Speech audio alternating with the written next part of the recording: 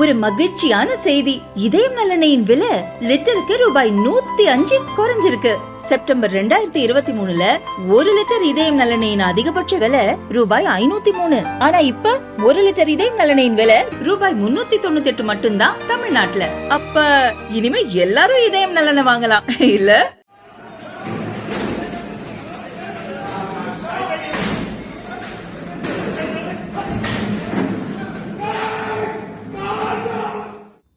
தெலுங்கானாவின் யாதாத்ரி புவனகிரி மாவட்ட பிஆர்எஸ் கட்சி அலுவலகத்தில் மாவட்ட தலைவர் காஞ்சர்லா ராமகிருஷ்ணா சமீபத்தில் பேட்டியளித்தார். அப்போது முதல்வர் ரேவந்த் ரெட்டி மற்றும் காங்கிரஸ் அரசு குறித்து விமர்சனம் செய்தார்.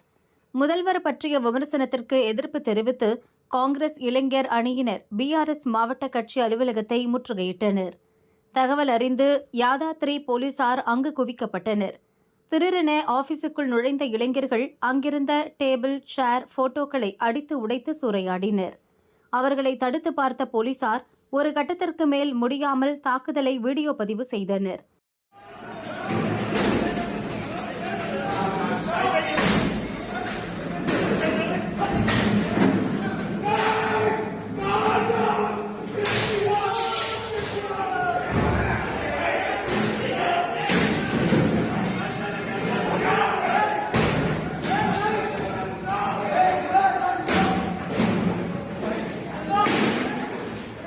பின்னர் வெளியே வந்த இளைஞர்கள் முதல்வர் ரேவந்த் ரெட்டி குறித்து பேசிய வார்த்தைக்கு பிஆர்எஸ் மாவட்ட தலைவர் மன்னிப்பு கேட்க வலியுறுத்தி அக்கட்சி ஆபீஸ் வாசலில் அமர்ந்து காங்கிரஸ் கொடியுடன் கோஷம் எழுப்பி ஆர்ப்பாட்டம் நடத்தினர்.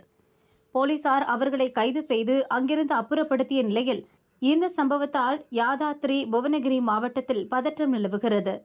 காங்கிரசாரின் இந்த தாக்குதலுக்கு முன்னாள் அமைச்சர் ஹரீஷ் ராவ் கடும் கண்டனம் தெரிவித்துள்ளார்.